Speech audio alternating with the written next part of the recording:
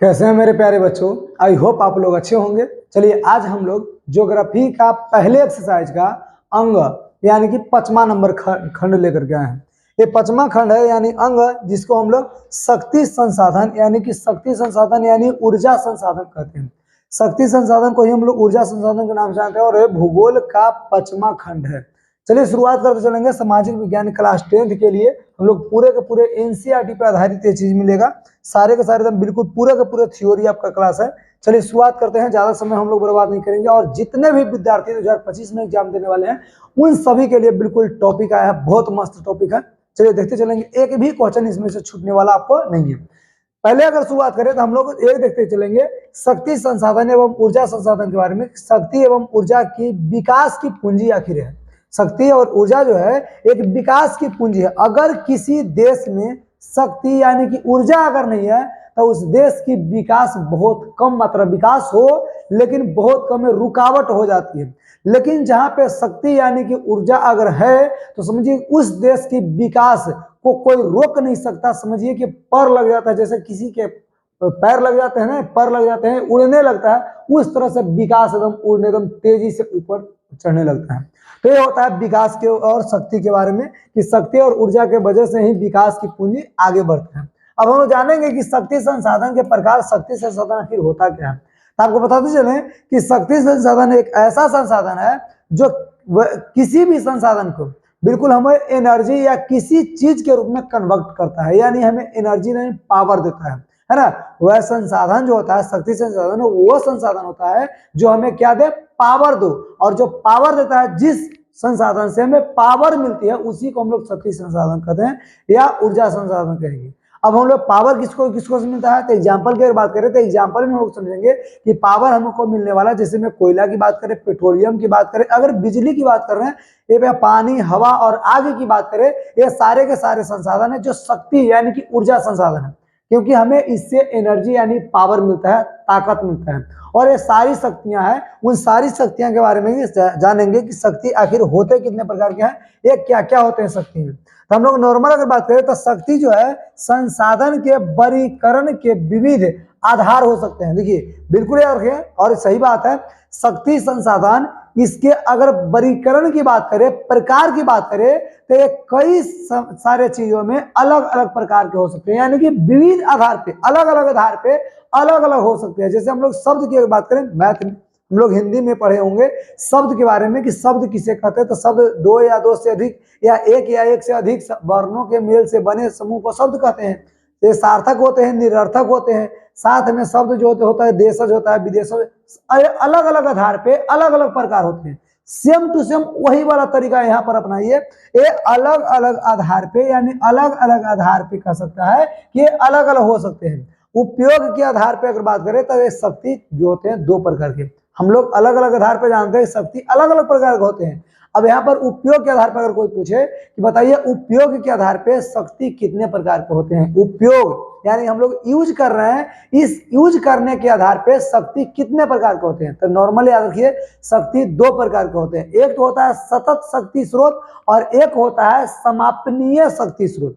अब सतत शक्ति स्रोत किसे कहते हैं, तो वैसा शक्ति स्रोत जिसे एक बार यूज करने के बाद दोबारा हम यूज कर सकते हैं, उसे हम बोलेंगे सतत शक्ति स्रोत। और वैसा शक्ति स्रोत जिसे एक बार यूज करने के बाद दोबारा यूज नहीं करते, उसे हम लोग क्या बोलते हैं, समापनीय, यानी एक बार में समाप्त हो जाता है, तो समाप्त हो जाएगा समापनीय शक्ति स्रोत। और समाप्त नहीं होगा तो सतत माने लगातार होता है, जिस शक्ति को, जिस संसाधन को लगातार यूज करते हैं उस संसाधन को हम लोग क्या बोलेंगे, सतत शक्ति संसाधन कहेंगे। या इसी को अगर नॉर्मल भाषा में याद रखें और एक और भाषा में अगर अच्छी तरह से याद रखें तो इसे हम सतत शक्ति संसाधन को नवीकरणीय शक्ति संसाधन कह सकते हैं। और संसाधन हम लोग जानते हैं कि संसाधन दो प्रकार के होते हैं, एक नवीकरणीय एक अनवीकरणीय। उपयोग के आधार पर वही वाला बात आप यहाँ पर यूज कीजिए कि सतत शक्ति स्रोत में नवीकरणीय जो कभी नहीं खत्म होता है उसे नवीकरणीय बोलेंगे, और अनवीकरणीय जो समापनीय, जो एक बार यूज करे दोबारा खत्म हो जाए, उसे क्या बोलेंगे, समापनीय शक्ति स्रोत। बिल्कुल अगर ये नवीकरणीय और अनवीकरणीय याद है तो आप दोनों को बहुत अच्छे से याद कर सकते हैं। हाँ, एग्जाम्पल की बात करें तो एग्जाम्पल देखिए कैसे करेंगे। तो जिससे हमें एनर्जी मिलता है, पावर मिलता है, ताकत मिलता है, और किससे, जो लगातार कभी ना खत्म हो। जैसे सौर ऊर्जा की बात करें, सौर ऊर्जा जब तक सूरज चांद रहेगा तब तक उससे सौर ऊर्जा यानी कि हमें धूप से एनर्जी मिलती रहेगा। तो ये बिल्कुल याद रखिए कि जब तक सूरज रहेगा तब तक हमें धूप मिलेगा, जब तक धूप मिलेगा तब तक हमें उससे ऊर्जा प्राप्त होते रहेगा। तो सौर ऊर्जा की बात करें तो सौर ऊर्जा एक क्या है, ये सतत की बात करें नवीकरणीय या सतत शक्ति स्रोत है। दूसरी अगर बात करें तो देखिए ये गर्भीय ऊर्जा की बात करें तो गर्भीय या नाभिकीय ऊर्जा जो हमें धरती के गर्भ से मिलता है वो जो ऊर्जा, उसकी बात करें। अगला अगर बात करें तो पवन ऊर्जा या हम लोग जल ऊर्जा की बात करते हैं। सारे ऊर्जा जो होता है ये सतत शक्ति यानी कि नवीकरणीय आता है, जो एक बार यूज करने के बाद दोबारा कभी खत्म ना हो। जैसे जल ऊर्जा, समुद्र जब तक रहेगा, समुद्र जब तक समुद्र रहेगा तब तक हमसे उससे जल से उस जल से हम लोग ऊर्जा प्राप्त करते रहेंगे। अगर समुद्र खत्म हो जाएगा धरती पर से तो हम समझेंगे कि जल ऊर्जा खत्म हो जाएगा, लेकिन वो कभी खत्म होने वाला नहीं है। हाँ, मीठा जल, मृदु जल है जो हम लोगों को बोला जाता है कि जल को बचाओ कीजिए, जल को बचाना जरूरी है, जल संरक्षण के नाम पे हम लोग सब्जी बात करते हैं, लेकिन वो हम लोग को मृदु जल, जो मीठे जल होते हैं, पीने लायक जल, उसको बचाने की बात किया जाता है, ना कि खारा जो समुद्र है वो समुद्र सूखने वाला है। समुद्र कभी सूखने वाला नहीं है, हम लोग ये बिल्कुल याद रखिए, समुद्र कभी सूखने वाला नहीं है। हम लोग को मृदु जल यानी कि मीठे जल जिसको पीते हैं हम लोग,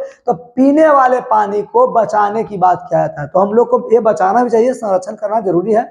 लेकिन अगर बात करें तो हम लोग ऊर्जा की बात करते हैं तो ऊर्जा नदी में भी यूज करते हैं और हम लोग समुद्र में भी, तो समुद्र से भी यूज करते हैं। तो वो हमारा क्या होता है, अनवीकरण मतलब नवीकरणीय होता है, जिसको कभी खत्म नहीं किया है। तो सतत वाला होता है जिसको कभी खत्म नहीं किया जाए, और समापनीय जिसको खत्म किया जा सकता है। क्लियर। अब हम लोग कहते हैं सौर किरणें से जो मिलता है भूमिगत ऊष्मा मिलता है, पवन ऊर्जा, परिवहन, ये सारे के सारे शक्ति जो होते हैं ये सतत शक्ति स्रोत होते हैं। और जब कोयला की बात करें, कोयला हो, पेट्रोलियम हो, प्रकृति गैस हो या विखननीय तत्व हो, ये समापनीय शक्ति स्रोत हो जाता है। क्लियर। यहाँ तक अगर अच्छे से समझ में आ गया हो तो आगे की बात हम लोग करेंगे, क्योंकि पेट्रोल है, कोयला की बात करें, एक बार जलाइए दोबारा खत्म, इसका भंडारण सीमित है। एक बार जब खत्म हो जाएगा ना, लाखों करोड़ों वर्ष लग जाते हैं इसको आने में, तो लाखों करोड़ों वर्ष लग जाएंगे, इसलिए समापनीय समाप्त हो जाने वाला। अगर बात करें तो उपयोगिता के आधार पर तो हम लोग जान गए है ना, उपयोग के आधार पर। अब उपयोगिता के आधार पर जानिए, उपयोग, उपयोगिता। अब उपयोगिता के आधार पर ये भी होते हैं दो प्रकार के, कैसा, प्राथमिक ऊर्जा और गौण ऊर्जा। देखिए एक ही चीज को हम लोग दो दो बार में बांटते चलेंगे, एक ही चीज को बहुत सारे प्रकार में, आपको लगेगा ना कि इतना मानी प्रकार पढ़ना का जरूरी, एक ही चीज को जानिए। लेकिन एक किसी एक के खास बात की अगर बात करें तो किसी एक चीज के आधार पर अगर बात करें तो एक चीज के आधार पर, यहाँ अलग अलग प्रकार के आधार पे, अलग अलग तरीके के आधार पर हम जानेंगे कि कितने प्रकार के हैं। यहाँ पर उपयोगिता के आधार पर पूछ रहा है, तो उपयोगिता के आधार पर ही दो प्रकार के, एक प्राथमिक ऊर्जा, एक गौण ऊर्जा। प्राथमिक ऊर्जा किसे कहते हैं, तो वैसा ऊर्जा जिसको पहली बार यूज करते हैं यानी पहले बार में ही प्राप्त हो जाता है उसे प्राथमिक ऊर्जा, और जो पहला बार खो करके दूसरा बार में हमको ऊर्जा प्राप्त होता है उसे गौण ऊर्जा कहते हैं। नॉर्मल बात है, एक बार में कंप्लीट कीजिए। प्राथमिक ऊर्जा वैसे ऊर्जा को कहेंगे जो पहले बार में ही अगर मिल जाता है उसे प्राथमिक ऊर्जा कहेंगे, और जो पहले वाले के बाद अगर मिलता है तो उसे हम लोग द्वितीय ऊर्जा कहते हैं। जैसे अब कोयला की बात करें, कोयला हम लोग खदान से निकाले और उसको जला करके यूज कीजिए, हमें ईंधन मिला, हमें ऊर्जा शक्ति मिला, पावर मिला, एनर्जी मिला, वो हमारा प्राथमिक ऊर्जा हो गया। अब कोई कहे विद्युत ऊर्जा, विद्युत ऊर्जा कैसे कहेंगे, विद्युत ऊर्जा गौण ऊर्जा में आ जाए। क्यों, क्योंकि हम कोयला को जलाए, जलाने के बाद विद्युत प्राप्त होता है। आपको पता होना चाहिए कोयला से भी बिजली बनती है ना, ये पेट्रोल से बिजली बनती है। जैसे जमीन से हम लोग निकाले पेट्रोलियम, तो पेट्रोलियम पहली बार निकाल कर यूज करेंगे तो हमारा प्राथमिक ऊर्जा हो जाएगा। लेकिन पेट्रोल से बिजली बना लिए और बिजली बना करके तब बिजली का उपयोग करेंगे तो ये हमारा गौण ऊर्जा या द्वितीयक ऊर्जा भी कहते हैं। प्राथमिक ऊर्जा के बाद द्वितीयक ऊर्जा, द्वितीयक ऊर्जा में आपको कई प्रकार का, कभी द्वितीयक ऊर्जा, तृतीयक ऊर्जा, चतुर्थ ऊर्जा, ऐसे करके, लेकिन इस सभी को मिला करके एक में कर दिया गौण ऊर्जा। प्राथमिक ऊर्जा को प्राथमिक मैंने पहला वाले को छोड़ दिया और बाकी सबको एक में कर दिया गौण ऊर्जा। प्रथम बार यूज करेंगे प्राथमिक ऊर्जा और एक से अधिक बार यूज करेंगे तो उसको हम लोग कहेंगे गौण ऊर्जा। क्लियर। अब यहाँ पर एग्जांपल आता है, जैसे कोयला हो गया, पेट्रोलियम हो गया, प्राकृतिक गैस, इसको पहले बार अगर रिसोर्स करे, निकाले और निकालने के बाद यूज कर दे प्राथमिक ऊर्जा। अब विद्युत ऊर्जा क्योंकि प्राथमिक ऊर्जा से प्राप्त होता है, प्राथमिक ऊर्जा यूज करते हैं तब जाकर के हमें विद्युत ऊर्जा मिलता है, और ये हमारा विद्युत ऊर्जा जो होता है ये गौण ऊर्जा को हम लोग कहते हैं। क्लियर। चलिए अगला पॉइंट समझेंगे। अब अगला हम लोग जानेंगे स्रोत के आधार पे जो हमें कहां से मिलता है, यानी कि जिस वस्तु जहां से जो मिलेगा ना उसी को कहेंगे स्रोत। अब स्रोत के आधार पर समझेंगे कि स्रोत के आधार पे हमारा अगर ऊर्जा की बात करें, ऊर्जा कितने प्रकार के होते हैं, तो स्रोत के आधार पे भी दो प्रकार के होते हैं। एक तो बोलेंगे क्षयशील शक्ति और एक बोलेंगे अक्षयशील। अब ये भी आप वही वाला बात याद रखिए, नवीकरणीय और अनवीकरणीय। क्षयशील उसको बोलेंगे जो एक बार यूज करे और खत्म हो जाए, क्षय हो जाए, है ना, क्षयकरण हो जाए, खत्म हो जाए, तो उसे बोलेंगे क्षयशील शक्ति ऊर्जा। और एक होता है जिसको एक बार यूज करने के बाद कभी खत्म ना हो, यूज करते रहो, कभी बर्बाद होने वाला नहीं है, खत्म होने वाला नहीं है, उसके बोलेंगे अक्षयशील शक्ति संसाधन। अब दोनों के दोनों बहुत अच्छे हैं। जैसे अब पेट्रोलियम, पेट्रोलियम आपको पता है जो कि धरती से निकालते हैं, और ये हम लोग समुद्र से भी निकालते हैं, यानी धरती से ही निकालते हैं, समुद्र धरती में। तो हम लोग अगर जैसे भूमि से निकाले, खेत खलिहान से निकाले, या हम लोग पहाड़ों से निकाले, या हम लोग समुद्र से निकाले, अगर हम पेट्रोलियम निकालते हैं, कोयला निकालते हैं, प्राकृतिक गैस को निकालते हैं, इन सबको निकालेंगे तो कितना भी निकालते निकालते हम खत्म हो जाए, हमारे बाल बच्चा खत्म हो जाए, हमारे पोता पोती खत्म हो जाए, किसी न किसी दिन एक पूरी तरह से खत्म होने वाला है, क्योंकि इसका भंडारण सीमित है। इसका जो भंडारण है, जो स्रोत जहां से निकलता है वो बिल्कुल सीमित है, तो उससे ज्यादा इसको मिलेगा ही नहीं, तो वो एक दिन खत्म हो जाएगा। लेकिन अगर बात करें अच्छा जो कभी खत्म नहीं होने वाला, जैसे प्रवाही जल यानी धारा वाला जल, आप सारे का सारे पानी एक जगह जमा भी हो जाएगा तो हवा के वजह से इधर उधर होगा और उसमें से प्रवाहित होते रहेगा, जिसको कहते हैं हल्फा। क्या बोलते हैं? हल्फा। और हल्फा की वजह से, या आप कह सकते हैं कि जैसे ज्वार भाटा निकलता है समुद्रों में, तो उसके वजह से इससे हम ऊर्जा प्राप्त करते रहेंगे। तो ये होता है प्रवाही जल, पवन, लहरें, यानी कि लहरें कहे, हवा कहे, मंडोवा कहे, चक्रवात कहिए, या ज्वारीय कहिए, ऊर्जा कहिए, सौर शक्ति कहिए, ये सारे शक्ति है जो कभी भी खत्म होने वाला नहीं है। हम खत्म हो जाए, हमारे बाल बच्चा खत्म हो जाए, हमारे जितने आने वाला पीढ़ी है वो सारा और आ जाएगा, फिर भी ये सारे चीज खत्म नहीं होने वाले।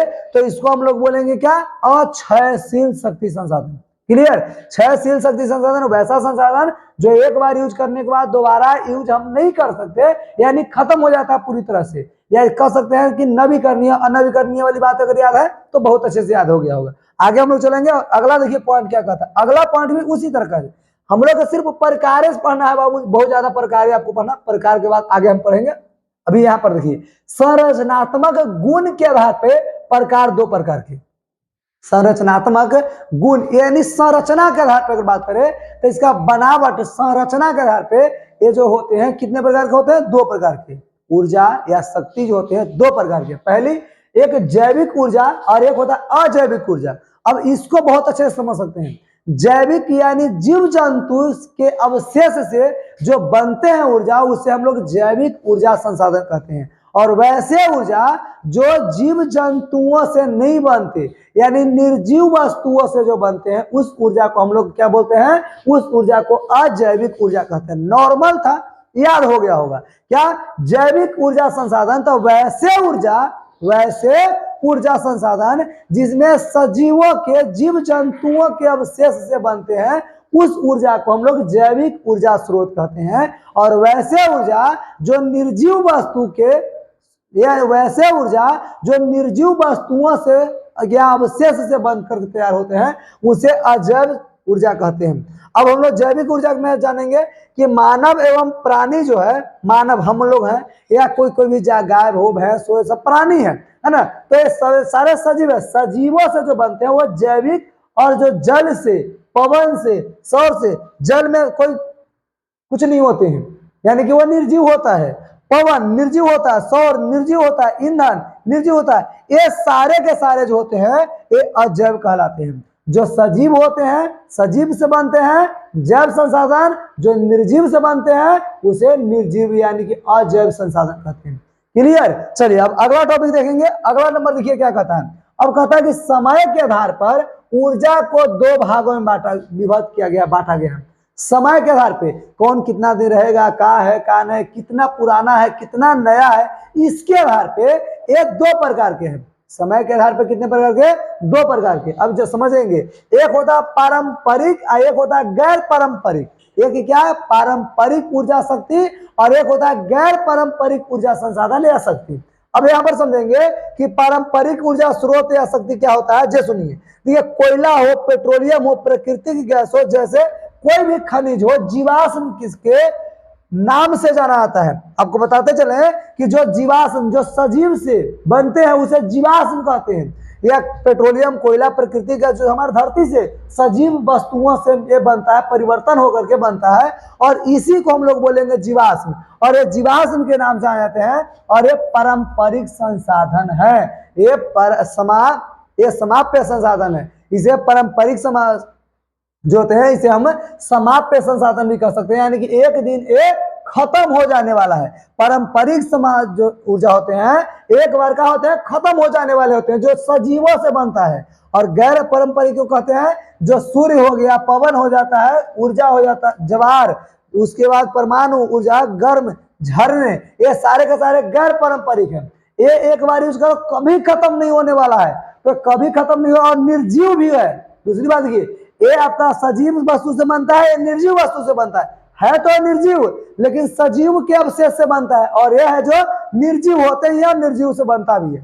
तो ये सजीव से, निर्जीव से एक खत्म हो जाने वाले हैं। पारंपरिक जो है खत्म हो जाने वाला है, और गैर पारंपरिक है जो कभी खत्म नहीं होने वाले हैं। क्लियर? आगे बात समझेंगे। अब अगली पॉइंट देखिए क्या कहता है। अगला नंबर जो पॉइंट है ये बहुत अच्छा है कि कोयला आखिर क्या है, कोयला आखिर होता क्या है, कोयला कितने प्रकार के हैं, ये सारी बात आपको जानना है। बहुत अच्छा है कोयला के बारे में जानना, क्योंकि कोयला हम लोग यूज करते हैं। कोयला के बारे में हमारा ईंधन है, और ऐसा ईंधन है जो हमारे अर्थव्यवस्था को बहुत महत्वपूर्ण होता है, अर्थव्यवस्था के काम रखने के लिए। अब समझेंगे कोयला के बारे में, तो कोयला शक्ति और ऊर्जा का महत्वपूर्ण स्रोत है। कोयला शक्ति और ऊर्जा का महत्वपूर्ण स्रोत है। ये भूगर्भी, भूगर्भी किसको बोलते हैं? जमीन के अंदर से, भूगर्भी दृष्टि से भारत के समस्त कोयला भंडार दो मुख्य भाग में बांटा गया है। भारत में जितने कोयला है इनको भूगर्भी के दृष्टि से दो भाग में बांटा गया है। पहला गोंडवाना समूह और दूसरा टर्शियरी समूह। गोंडवाना समूह आपको समझना जरूरी है बाबू, क्योंकि गोंडवाना समूह अगर समझिए आपको बहुत ज्यादा फायदा करने वाला है। क्या होता है? जैसे सुनिए, गोंडवाना समूह यानी कि वैसे समूह जिसमें भारत के उत्तरी भाग की बात करें तो भारत में उत्तरी भाग जो होते हैं उत्तरी भाग में मिल जाता है। कौन भाग में? उत्तरी भाग में। और टर्शियरी समूह जो है ये दक्षिणी भाग में। यानी तो एक समझेंगे कि गोंडवाना जो पहाड़ी इलाका में जो समूह मिलते हैं, यानी कि इस समूह में जो मिलने वाले जितने कोयला होते हैं गोंडवाना समूह के कोयला कहलाते हैं। और जो टर्शियरी पहाड़ी पर्वतीय भाग में जो मिलता है उसी को हम लोग क्या बोलेंगे? ये टर्शियरी समूह बोलेंगे। अब इसके दोनों की बात हम समझे तो ये समझेंगे। देखिए गोंडवाना समूह जो होते हैं ना, इसमें कितना परसेंट क्या होता है जो समझिए। कहता गोंडवाना जो होते हैं, कहता इस समूह में भारत के 96% कोयला का भंडार है। गोंडवाना समूह में भारत के 96% कोयला का भंडार है। कितना परसेंट? 96%। यानी कि समझिए कि एकदम पूरा 100% के आसे पास में मात्र 4% छूटा हुआ है। तो भारत में जितना कोयला का उत्पादन किया था उसका 96% कोयला है वो कहाँ मिल जाता है? गोंडवाना समूह में मिलते हैं। और तथा कुल उत्पादन का 99% भाग प्राप्त हो जाता है। गोंडवाना कोयला जो होते हैं क्षेत्र मुख्यतः 4 नदी घाटी में पाया जाता है। कितने नदी घाटी में? 4 नदी घाटियों में पाया जाता है। गोंडवाना समूह कितने नदी घाटी में? 4 नदी घाटियों में पाया जाता है, जिसमें पहला आता है दामोदर घाटी, सोन घाटी, महानदी घाटी और वर्धा गोदावरी घाटी। इन चारों नदी के घाटियों में गोंडवाना समूह के कोयला आपको मिल जाता है। सॉरी, चलिए, गोंडवाना समूह के कोयला मिल जाते हैं। उसके बाद टर्शियरी कोयला समूह समझेंगे। तो टर्शियरी कोयला समूह जो है एक गोंडवाना समूह के बाद टर्शियरी समूह के कोयला का निर्माण हुआ है। और इसका जो अगर निर्माण की बात करें तो सबसे नया निर्माण हुआ। सबसे पुराना निर्माण में आपका गोंडवाना समूह का कोयला है, नया वाला की बात करें तो नया वाला टर्शियरी है, इसका मात्र ज्यादा लाइफ नहीं हो रहा है। कितना पुराना है तो 5.5 करोड़ वर्ष पुराना है। कितना? 5.5 करोड़ वर्ष ये पुराना है। टर्शियरी कोयला कितना है? 5.5 वर्ष पुराना है ना, 5.5 करोड़ वर्ष। टर्शियरी कोयला मुख्यतः असम, अरुणाचल प्रदेश, मेघालय और नागालैंड में पाया जाता है। क्या कहता है कि गोंडवाना समूह, इसके बाद गोंडवाना समूह के बाद टर्शियरी कोयला का निर्माण हुआ है, यानी इससे पुराना है ना, इससे जो है ये नया है। पुराना आपका गोंडवाना के बाद हुआ है, तो गोंडवाना पुराना और टर्शियरी नया हो गया। कहता है कि इसका निर्माण हुआ है और इसका लाइफ कितना है? 5.5 करोड़ वर्ष पुराना है। टर्शियरी कोयला कितना वर्ष? 5.5 करोड़ वर्ष सिर्फ पुराना है। टर्शियरी कोयला मुख्यतः असम में, अरुणाचल प्रदेश में, मेघालय में और नागालैंड में पाया जाता है। लेकिन अगर गोंडवाना की बात करें तो ये सिर्फ नदी घाटी में पाया जाता है। कौन कौन नदी घाटी? दामोदर नदी घाटी, सोन नदी घाटी, महानदी घाटी, उसके बाद वर्धा और गोदावरी घाटी में पाया जाता है ना। अगर कोयले की वर्गीकरण की बात करें तो कोयला मुख्यतः 4 प्रकार के हैं। कोयला मुख्यतः कितने प्रकार के हैं? 4 प्रकार के। और कोयला में कार्बन के आधार पे प्रकार बांटा गया है कि कितने प्रकार, कितने परसेंट कौन कोयला में पाया जाता है कार्बन, उसके हिसाब से इसका प्रकार बनाया गया है।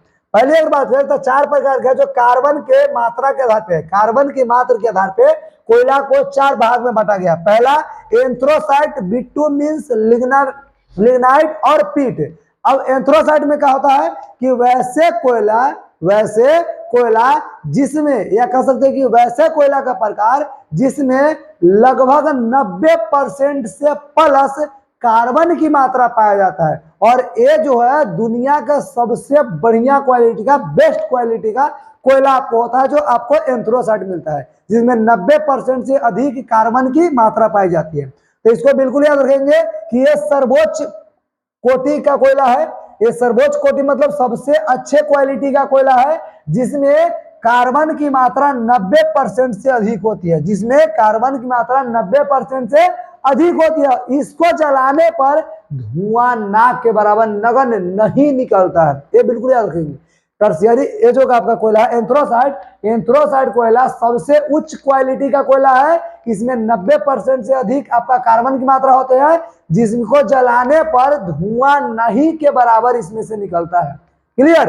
दूसरी बात अगर समझे बिटुमिन्स के, तो यह 70 से 90% कोयला की मात्रा, कार्बन की मात्रा इसमें पाए जाते हैं। किसमें? बिटुमिन्स में। और आपको बता दें कि भारत में ज्यादातर कोयला आपको बिटुमिन्स ही मिलेगा, जिसमें 70 से 90% कार्बन की मात्रा ही रहता है। और इसे परिष्कृत करके कोकिंग कोयला बनाया जाता है। इसको परिष्कृत करके क्या बनाया जाता है? कोकिंग कोयला बनाया जाता है। जो भारत के अधिकतर कोयला इसी श्रेणी के, भारत में जितने कोयला पाया जाता है उसमें ज्यादातर कोयला आपको मिलेगा जो बिटुमिन्स ही मिलेगा। क्या मिलेगा? बिटुमिन्स। अगर बिल्कुल याद रखिए कि अगर कोई बोले कि आपके हमारे घर में जो कोयला यूज होता है वो कौन से प्रकार का कोयला यूज होता है, तब बिटुमिन्स प्रकार के कोयला यूज होता है। दूसरी बात करें लिग्नाइट के बारे में, तो लिग्नाइट एक खराब क्वालिटी का कोयला है, जिसमें 30% से लेके 70% तक कार्बन की मात्रा होती है। इस क्वालिटी में 30 से लेके 70% की क्या होता है? कार्बन की मात्रा पाई जाती है। तो बिल्कुल याद रखेंगे ये निम्न प्रकार का कोयला है, निम्न कोटि का कोयला कह सकते हैं। निम्न कोटि का कोयला इसको माना जाता है जिसमें कार्बन की मात्रा 30 से लेके 70% का होता है, और इसमें कम उष्मा और अधिक धुआं देता है। ये लिग्नाइट कोयला है, इसमें कम उष्मा होता है, यानी कि गर्मी आग इसमें कम होता है, लेकिन ये धुआं बहुत ज्यादा देता है, क्योंकि इसमें नमी की मात्रा पाया जाता है, कुछ मात्रा पाया जाता है। लेकिन एगो पीट होता है, इसमें सबसे ज्यादा नमी पाया जाता है, इसमें खाली धुआं ही धुआं देता है, और 10% से बहुत कम, 10% से भी कम इसमें कार्बन की मात्रा होता है पीट में। कहता है पीट कार्बन की मात्रा में 30% से भी अधिक, 30% से भी अधिक कमी होता है, 30% से भी ज्यादा कमी की होती है, यानी कह सकते हैं 30% से भी कम इसमें कार्बन की मात्रा पाई जाती है। और ये दलदली भाग में पाया जाता है। कहाँ पाया जाता है? दलदली भाग में पाया जाता है। इसमें नमी की मात्रा ज्यादा होता है, जिसकी वजह से धुआं बहुत ज्यादा निकलता है। क्लियर? चलिए अगला बात देखेंगे, और अगली पॉइंट देखिए क्या कहता है। गोंडवाना समूह के कोयला के बारे में। कौन? गोंडवाना, बिल्कुल याद रखेंगे, गोंडवाना समूह के जो कोयला के बारे में आप बात कर रहे थे वही हम लोग देखेंगे। अब एक जो कहाँ मिलता है, तो सबसे ज्यादा झारखंड में मिलता है। कहाँ? झारखंड में। झारखंड की बात करेंगे, उसके बाद छत्तीसगढ़ की बात करेंगे, धीरे धीरे करके आगे बात करेंगे, लेकिन पहले हम लोग झारखंड के लिए देख ले। झारखंड क्या है? कहता कि कोयले के भंडार एवं उत्पादन के दृष्टि से झारखंड देश का पहला स्थान है। कोयले का भंडारण और इसका उत्पादन करने की दृष्टि से ये देश का पहला स्थान रखता है। कौन? झारखंड। ये यहाँ देश के 30% से भी अधिक कोयला की सुरक्षित भंडार है। यहाँ पर 30% से भी अधिक जो है कोयले की सुरक्षित भंडार है, जो झरिया, बोकारो, डिरिगी, कर्णपुर, रामगढ़ इस राज्य के प्रमुख उत्पादक क्षेत्र है। पश्चिम बंगाल के रानीगंज कोयला जो है, ये क्षेत्र का कुछ भाग इसी राज्य में पड़ता है।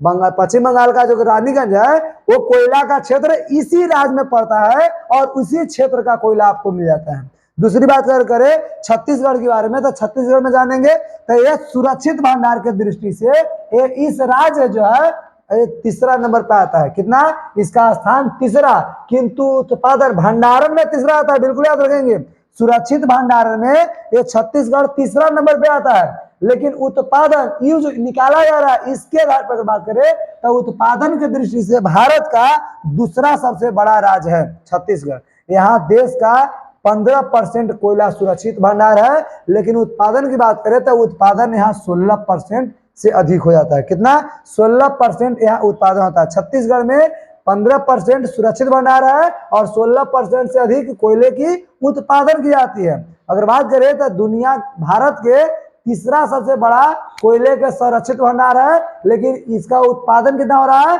दूसरे स्थान पे आता है, यानी भारत का दूसरा सबसे बड़ा कोयले को उत्पादक राज्य आपका छत्तीसगढ़ है। क्लियर? अगला पॉइंट देखेंगे, उड़ीसा। अब उड़ीसा के बारे में बात करें तो उड़ीसा 1/4 कोयले का भंडारण यानी 25% कोयले का भंडारण करता है। उड़ीसा जो है 25% कोयले का भंडार यहाँ पर मिलता है, जिसमें उत्पादन मात्र 14% ही करता है। ये बिल्कुल याद रखेंगे, ये बात रखिए, ये 14.6% ही क्या करता है? उत्पादन। पहली बात रखिए झारखंड के बारे में, झारखंड 30% से अधिक वहां भंडारण भी है और उत्पादन भी अच्छा खासा हो जाता है, यानी बहुत ज्यादा मात्रा में पहला नंबर पे आता है। दूसरा नंबर में अगर भंडारण की बात करें तो भंडारण आपका 20% उड़ीसा का दूसरा नंबर पर भंडारण की दृष्टि से अगर बात करें तो दूसरा नंबर पे आता है, लेकिन उत्पादन की दृष्टि से तीसरा नंबर पे आता है। और छत्तीसगढ़ है वो भंडार की दृष्टि से मात्र 20% है। कितना परसेंट? 20% है ना, 20% नहीं 15%, चलिए 15% है। अगर भंडारण की बात करें 15% है, लेकिन उत्पादन की दृष्टि से 16% है। उत्पादन कितना है? 16% है। ये है छत्तीसगढ़ की बात। और छत्तीसगढ़ की बात हम लोग नहीं कर रहे, उड़ीसा की बात कर रहे हैं, तो उड़ीसा आता है दूसरा नंबर पर भंडारण की दृष्टि से और उत्पादन की दृष्टि से तीसरा नंबर पर आता है पूरे देश का। अब ये तो गोंडवाना समूह का था। अब हम लोग जानेंगे टर्शियरी समूह का जो कोयला है उसकी बात। तो टर्शियरी युग में जो बना कोयला है ये नया एवं घटिया किस्म का होता है। जो टर्शियरी युग में जो कोयला बना है वो नया कोयला है, लेकिन घटिया क्वालिटी का कोयला है। आपको बता दें कि 5.5 करोड़ वर्ष पुराना कोयला है। करोड़ वर्ष पुराना कोयला है। वर्ष पुराना कोयला आपको मिलता है जो टर्शियरी कोयला है।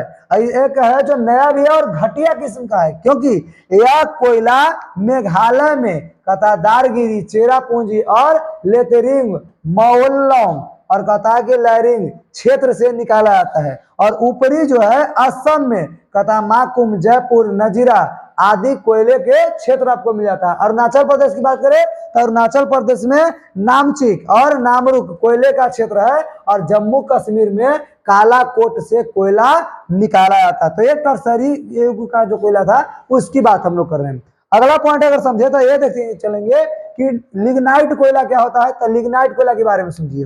अब लिग्नाइट कोयला में यह एक निम्न कोटि का कोयला होता है। यह एक जो है एक निम्न कोटि का कोयला होता है और इसी में कता नमी ज्यादा होता है। कौन में? लिग्नाइट कोयला में। इसमें आपको बता दें कि धुआं बहुत ज्यादा होता है। ये लिग्नाइट कोयला में एक 30% से लेकर के 30% से 30 से 70 70% कार्बन की मात्रा होता है। कितना? 30 से 70% कार्बन की मात्रा होता है। इसमें नमी ज्यादा तथा कार्बन कम होता है, इसीलिए अधिक धुआं देता है। इसी की वजह से क्या देता है? अधिक धुआं देता है। तथा लिग्नाइट कोयले का भंडार मुख्यतः रूप से तमिलनाडु के लिग्नाइट बेसिन में पाया जाता है, जहां इसका 94% लिग्नाइट कोयले का भंडार जो है अभी भी सुरक्षित है। कितना परसेंट? 94%। हमारे देश का 94% लिग्नाइट कोयला का सुरक्षित भंडार मिलता है, और इसी का नाम जो है, जगह का नाम लिग्नाइट बेसिन, और इसी के नाम पर इस कोयला का प्रकार का भी नाम पड़ गया, कौन? लिग्नाइट नाम का कोयला। क्लियर? अब अगली पॉइंट हम लोग समझे तो ये देखेंगे पेट्रोलियम के बारे में समझे। पेट्रोलियम आपको बताना चाहिए कि हमारे धरती से, समुद्र से और हर एक पृथ्वी के अंदर जितना भाग है उन हर एक भाग से आपको मिल जाता है, लेकिन ये जो है कितना भंडार है उसके हिसाब पर डिपेंड करता है। अगर बात करें कि हमारे धरती के अंदर यहाँ पर बात करें कि यहाँ पर भी कोयला का पेट्रोलियम का भंडार है, कोयला का भंडार है, तो बिल्कुल है सभी जगह, लेकिन नाम मात्रा के हो सकता है कि 1-1 किलो निकले, 2 किलो निकले। तो इस कोयला को हम लोग कोयला का भंडार थोड़ी बोलते हैं। कोयला का भंडार उसको बोलते हैं जहां 500-1000 करोड़ टन की बात करें, इतना टन होता है उसको बोलते हैं। क्या? क्योंकि वहां पर 1 लाख अगर पूंजी लगाएं तो 10 लाख का वहां से कोयला प्राप्त कर पाए, तो इसको बोलते हैं कि कोयला हम निकाल रहे हैं। सोना की बात करें, कोई बोले कि हमारे खेत में भी सोना मिलेगा, हमारे घर के अंदर अगर जमीन में खुदाई किया जाए वहां भी सोना मिलेगा। सोना, लोहा, यानी कि जितने खनिज मिलते हैं सारे खनिज आपको मिलेंगे, लेकिन ये बात होता है कि वहां पर नाम मात्रा हो सकता है कि आपको 1 ग्राम से भी कम मिले। तब कहिए कि सर जी आप तो बोले थे कि सोना मिलेगा, अब मिला कहाँ? ये तो 1 ग्राम से भी कम मिला। मिला कि नहीं मिला ये होता है। हाँ, ये अलग बात है कि आप जितना पूंजी लगाइएगा, यानी कि हो सकता है कि हमारे जमीन के अंदर सोना मिले। सोना 2 किलो है और उसमें 2 किलो का रेट मान लीजिए कि 10 लाख रुपया के आसपास में है, और उसमें लगाने का यानी कि उसको निकालने का 10 लाख का जो कोयला है उसको निकालने का खर्चा आ रहा है 1 करोड़ रुपया। अब कोई निकालना चाहेगा, वो रह के भी उसको कोई नहीं यूज कर पाएगा। तो यही वजह होता है जिसकी वजह से सभी जगह से कोयला, पेट्रोलियम ये सब नहीं निकाला जाता। अब यहाँ हम लोग जानेंगे पेट्रोलियम की बात कि पेट्रोलियम, तो पेट्रोलियम हर एक जगह मिल जाता है, और इसको सबसे पहले इसका की बात करें, सुरक्षित भंडार की बात करें, तो भंडारण जांच क्या आता है कि कितना और कितना आसानी से इसको मिलने वाला है, उस हिसाब से इसको देखा जाता है। कहता पेट्रोलियम जो है शक्ति यानी कि ऊर्जा के हिसाब से अगर बात करें तो समस्त यानी कि सारे संसाधनों में सर्वाधिक महत्वपूर्ण संसाधन है। कौन? पेट्रोलियम। पेट्रोलियम शक्ति समस्त संसाधनों का सबसे महत्वपूर्ण यानी सर्वाधिक महत्वपूर्ण एवं व्यापक रूप से उपयोगी संसाधन है। कहता पेट्रोलियम से विभिन्न प्रकार की वस्तुएं जैसे गैसोलीन, डीजल, किरासन तेल, स्नेह, कीटनाशक, दवाएं, और दवाएं जो होते हैं पेट्रोलियम, साबुन, कृत्रिम रेशा, प्लास्टिक आदि बनाए जाते हैं। किससे? पेट्रोलियम से। पेट्रोलियम जब निकाला जाता है तो पेट्रोलियम बिल्कुल आपको मोबिल की तरह निकल जाता है। अब उसको से कई सारे रिसोर्स करके उससे कई सारे चीज बनाया जाता है, यानी कि पेट्रोल, डीजल, मिट्टी के तेल, किरोसिन तेल की बात करें, उससे अगर मोबिल ग्रीस की बात करें, सारे चीज उसी से निकल आता है। यहाँ तक कि कीटनाशक और दवा जो बनाने की बात करें, साबुन, अपमार्जक में यूज करने वाले जो मटेरियल बात करें, तो वो सारा चीज आपको इसी चीज से आपको मिल रहा है। किससे? पेट्रोलियम से मिल जाते हैं। क्लियर? आगे अगर बात करें तो तेल क्षेत्रों का वितरण, तेल कैसे खोजा जाता है, तेल क्षेत्र का अगर वितरण कहाँ है, कहाँ कहाँ तेल का कारखाना आपको मिल जाता है हमारे भारत में।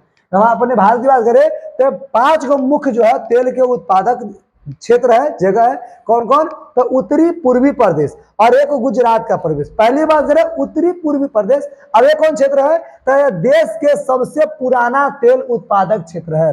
ये देश का सबसे पुराना तेल उत्पादक क्षेत्र यानी जगह है, जहां पर 1866 ईस्वी में, कब? 1866 ईस्वी में तेल के लिए खुदाई शुरू की गई थी, और ऊपरी असम घाटी, अरुणाचल प्रदेश, नागालैंड आदि विशाल जो तेल है उत्पादक क्षेत्र इसके अंतर्गत आते हैं। यानी नागालैंड के जो विशाल तेल का जो कारखाना है, अरुणाचल प्रदेश, असम की वाले, वो सारे के सारे उत्तर पूर्वी प्रदेश में ही आते हैं। तो ये आपका पहला बात आता है। दूसरी बात गुजरात के क्षेत्र। अब गुजरात के क्षेत्र कहते हैं कि यह क्षेत्र खंभात के बेसिन तथा गुजरात के मैदान में विस्तृत, कहता खंभात के बेसिन और गुजरात के मैदान में विस्तृत यानी कि फैला हुआ। विस्तृत मतलब फैला हुआ होता है, फैला हुआ है।